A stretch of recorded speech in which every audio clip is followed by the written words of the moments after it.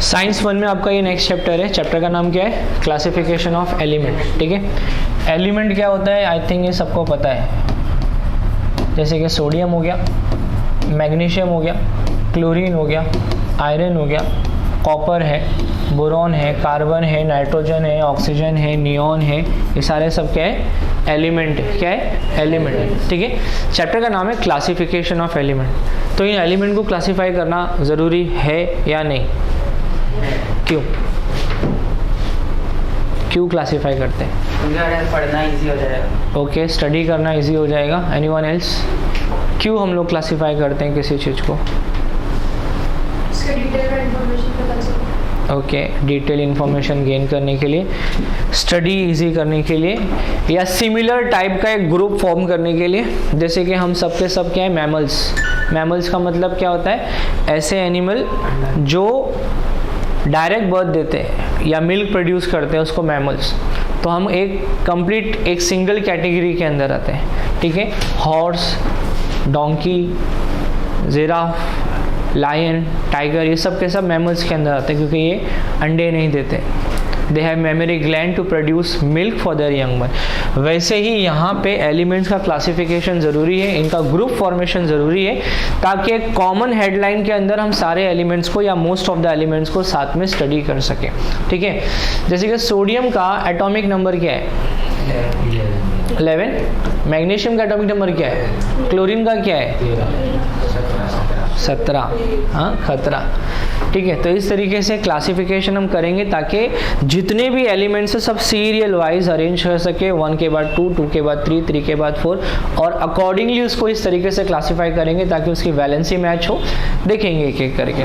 ठीक है, तो क्लासिफिकेशन करने के लिए बहुत सारे साइंटिस्ट आए, और क्लासिफिकेशन में सबसे पहला साइंटिस्ट जो आया वो था डोबी रेनर। कौन था? डोबी रेनर।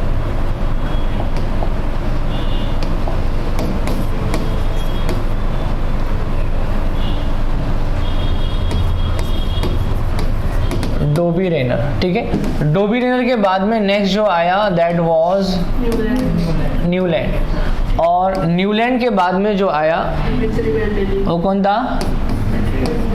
मेंडलीव, मैत्री मेंडलीव। ओके, फिर उसके बाद में हेनरी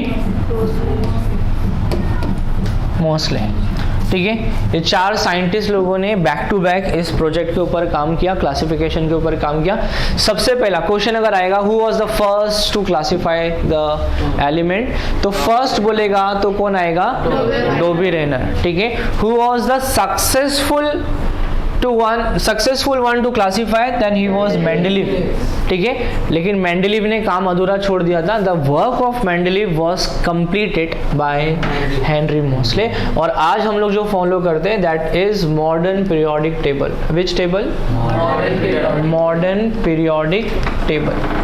ठीक है, और ये टेबल बहुत इंपॉर्टेंट है एग्जाम में, इसमें से क्वेश्चंस बहुत सारे आते हैं, मतलब ये टॉपिक ही इंपॉर्टेंट है ये वाला।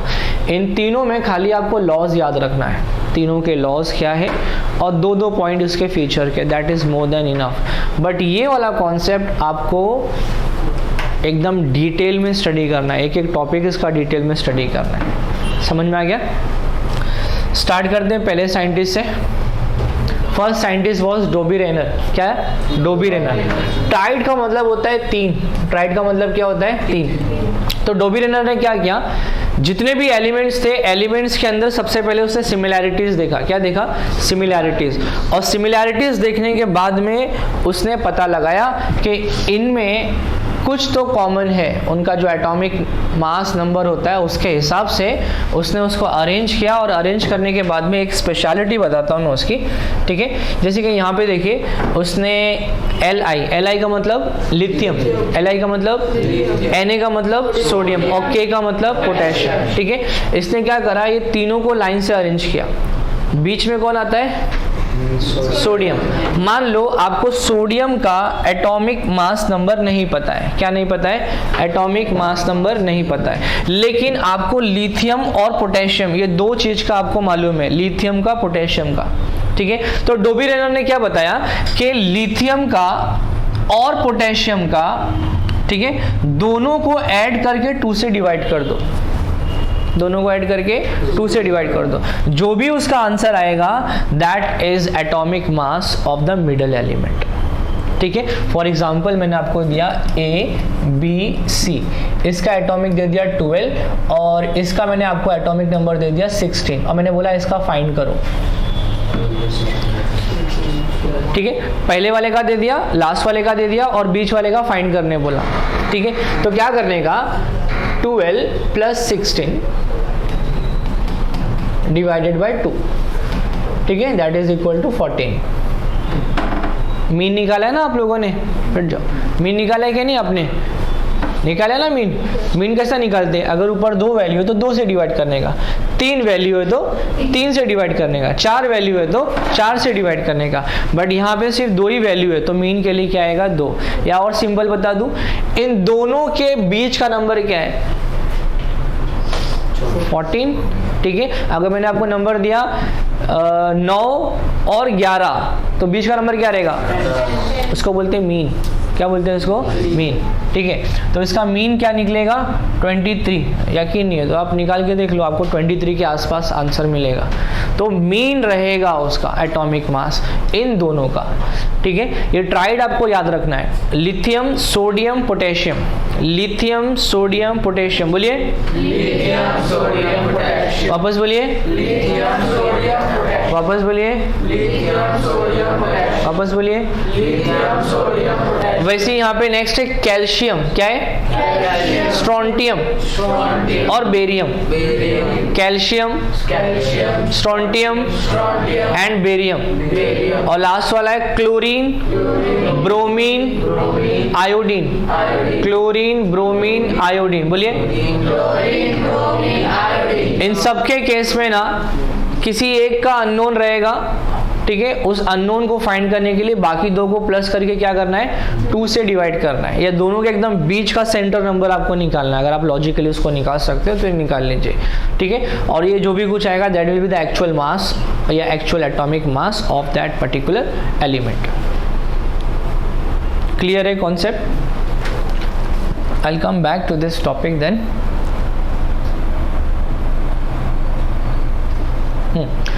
So Dobrynin was first to classify the element. He grouped together the element having similar properties into the group of three elements.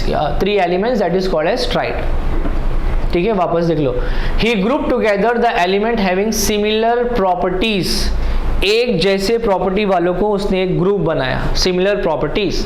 Okay, and he grouped into similar properties into the group of 3 and that is called as triad. The element were arranged, very very important statement, element were arranged in the increasing order of their atomic masses. Okay, this thing, their atomic masses. जैसे कि A, B, C, इसका atomic mass था 21.2, इसका है 22.3, इसका है 21.1। तो पहला कौन सा लिखूंगा मैं C, फिर क्या लिखूंगा A, फिर B,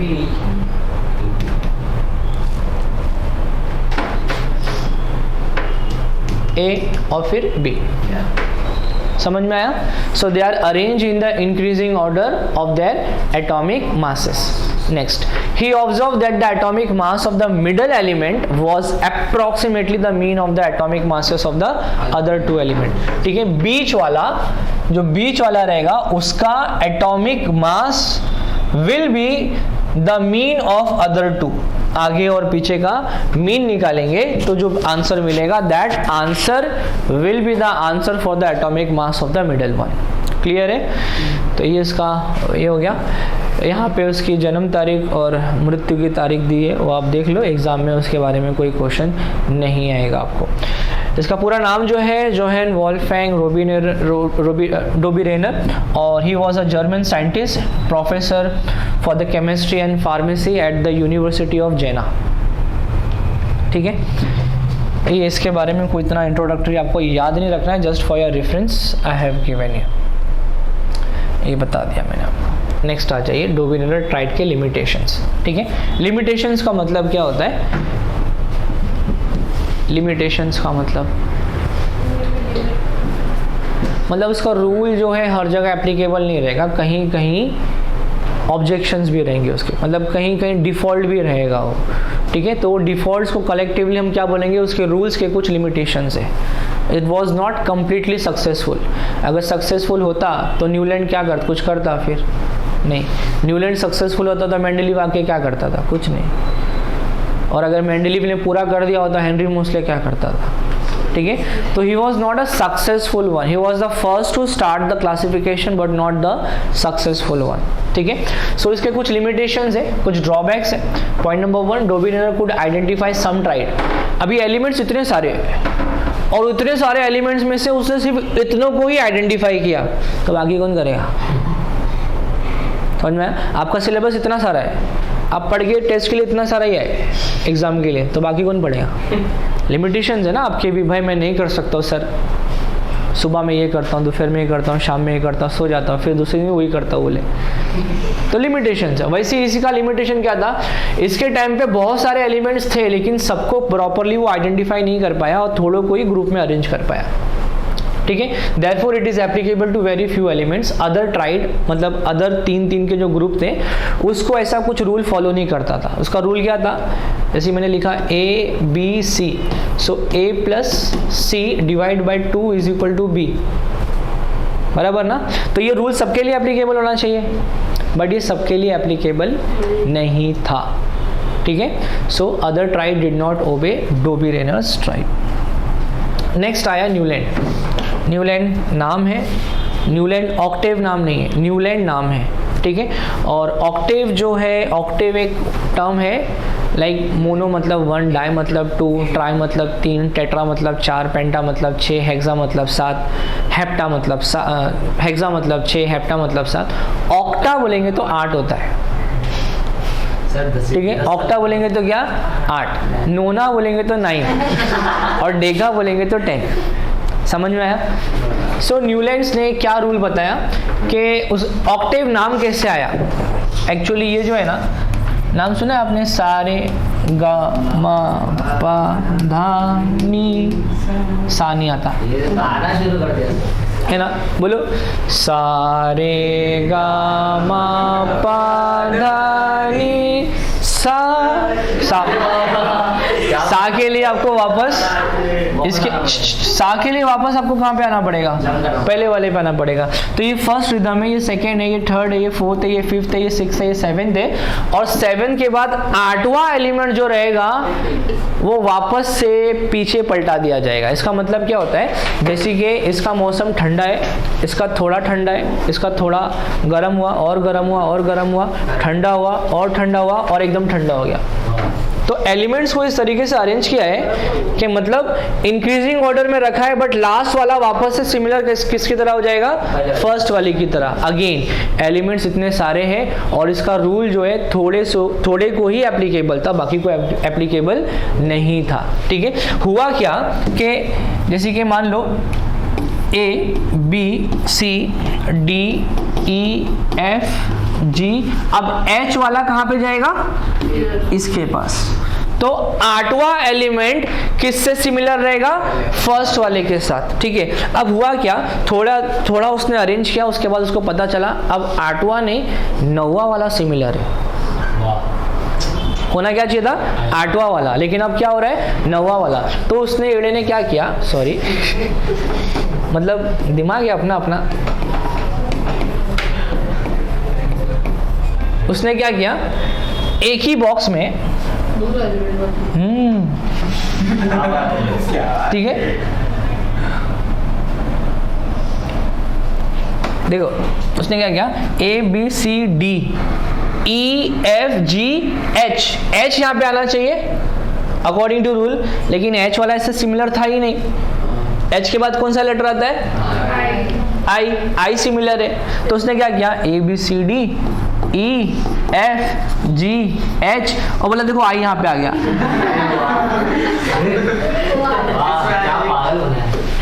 समझ में आया? समझ में आया, ठीक है।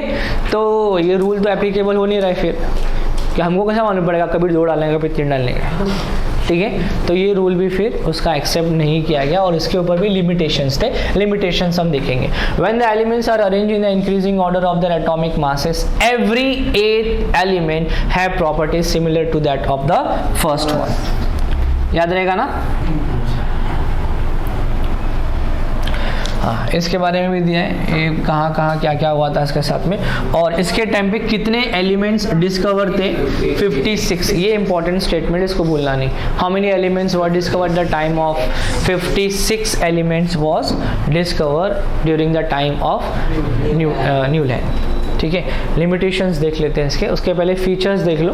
फीचर्स मतलब जो मैंने बताया 8वां एलिमेंट उससे सिमिलर होता है, तो वैसे ही दिया है। The Newlands law of octave is applicable up to calcium. देखो जैसे कि बहुत सारे एलिमेंट है, एलिमेंट्स की एक लंबी लिस्ट है, उस लिस्ट में कैल्शियम का नाम आता है और कैल्शियम के आगे और भी एलिमेंट्स हैं, लेकिन इसका रूल जो है वो सिर्फ कैल्शियम तक ही एप्लीकेबल है, उसके आगे एप्लीकेबल नहीं है। बट ऐसा नहीं चलेगा, after calcium every 8th element did not possess properties similar to those of first. तो फिर उसने क्या करना चालू किया, समझ में आ गया ना आपको, एक डब्बे में 2-2 फिट किया।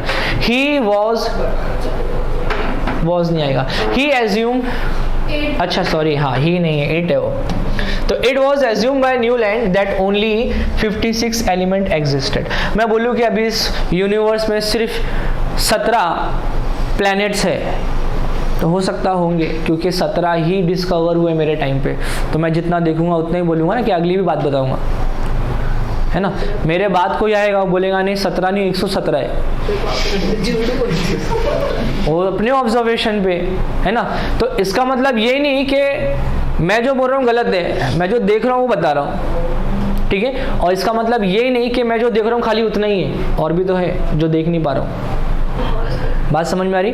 अभी इस यूनिवर्स में कितने प्लैनेट्स है किसी को नहीं पता, जितने डिस्कवर हो गया उतनी बुक में दे दिए आपके, लेकिन जो अभी तक डिस्कवर नहीं हुई तो कैसे देंगे आपके बुक में। तो जैसे जैसे डिस्कवरी होती जाएगी वैसे वैसे याद आ जाएगा, बराबर। तो इसके टाइम पे इस बंदे को क्या लगा कि विश्व में खाली कितने एलिमेंट है, लेकिन उतने नहीं थे, और थे, लेकिन उसके टाइम तक उतने उसको मालूम थे। समझ में आया मतलब? So it was assume by Newland. Assume का मतलब उसने माना क्या कि खाली 56 ही एलिमेंट है, उससे ज्यादा नहीं है, ठीक है। To fit the existing element Newland adjusted कितने 2 elements in the same slot, okay, that is position with different in their properties. तो ये लिमिटेशन के अंदर पॉइंट आ जाएगा। फीचर में तो डालोगे बट ये स्पेशल पॉइंट लिमिटेशन का रहेगा। Newlands periodic table did not include noble gases. Noble gases क्या होते हैं थोड़ी देर में हम उसको स्टडी करेंगे डिटेल में, ठीक है। तो इसके अंदर नोबल गैसेस नहीं होते। नोबल गैसेस को अगर इसके अंदर इंट्रोड्यूस कर दिया जाए तो उसके पूरे रूल की धज्जियां उड़ जाएंगी, एक भी रूल उसका एप्लीकेबल नहीं रहेगा और फिर वो समझा भी नहीं पाएगा ऐसा क्यों। तो अगेन इसको हम एक्सेप्ट नहीं करेंगे। 2 टॉपिक्स कंप्लीट हो गए, 3rd टॉपिक पे भी मैं आ रहा हूँ, और उसके बाद जितनी स्लाइड है सब मॉडर्न पीरियोडिक टेबल के ऊपर ही है। लिमिटेशंस देख लीजिए। Limitations as I discuss just now कि लिमिटेशंस में कहीं कहीं एक साथ में बंदे ने 2 एलिमेंट्स को डाल के रखा है, बराबर, तो ये नहीं चलेगा, ठीक है। देखो अभी दिया सारे गामा पा धा नी सा, तो जो ऊपर वाला है ना वो अंग्रेजी में है, डो रे मी फा सोल ला ती। आप पहले थे क्या वहाँ पे? ठीक है, ये आपका टेक्सचुअल फोटोग्राफ है, मेरे को लगा आप पहले वहीं पे थे। नेक्स्ट है मेंडलीव।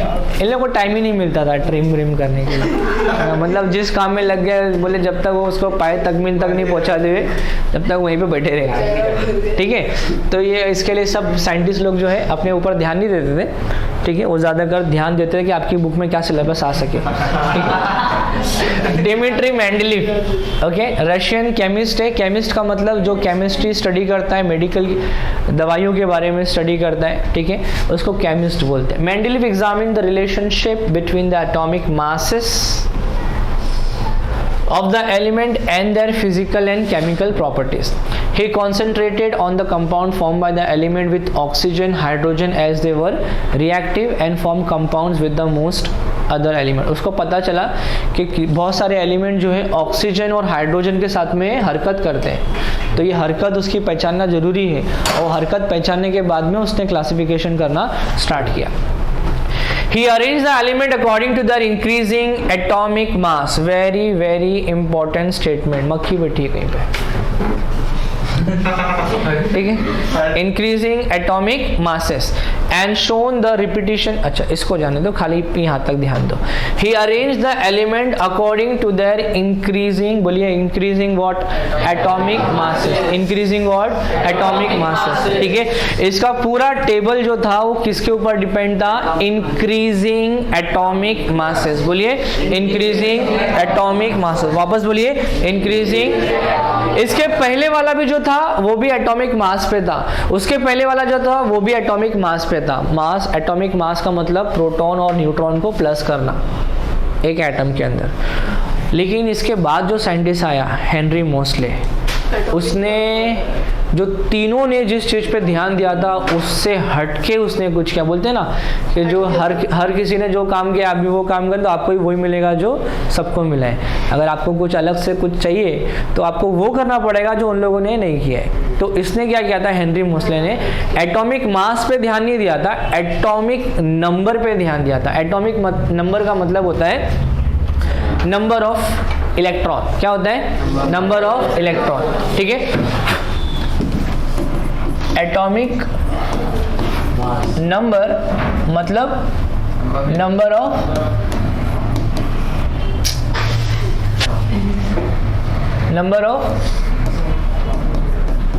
इलेक्ट्रॉन. क्या बोलेंगे इसको, नंबर ऑफ इलेक्ट्रॉन. समझ में आ गया टॉपिक.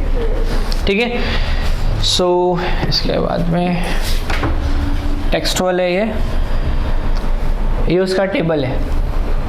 किसका, मेंडेलीव का. ठीक है, देखो ना 1 2 3 4 5 6 का पता नहीं. ठीक है, जो पता था उसने उतना ही अरेंज किया. 7 9.8 इंक्रीजिंग ऑर्डर में सब 11 12 14 16 19 23 24 27.3 28 31 32 35.5. ध्यान से देखना बीच में एक पॉइंट आएगा. 39 40 44 48 51 52 55. ये देखो एक डब्बे में कितने, एक स्लॉट में कितने, 4. ठीक है, हुज्जत करने लगा कि आइसोटोप से ये है वो है ऐसा है वैसा फलाना ढिमाका, उधर ही रखूंगा बोलता उसको. ठीक है, बट ऐसा नहीं चलेगा. और हर एक को एक अलग अलग डब्बा अलॉट करना ज़रूरी है. ठीक है, 63 65 68 72 75 78. आ जाइए कहाँ पे, कहीं एक है ना नंबर उल्टा है. उल्टा मतलब इंक्रीजिंग ऑर्डर है ना, तो कहीं एक है ना नंबर बड़ा उसके बाद में छोटा है, वो मैं आइडेंटिफाई करके आपको बताऊंगा. ठीक है.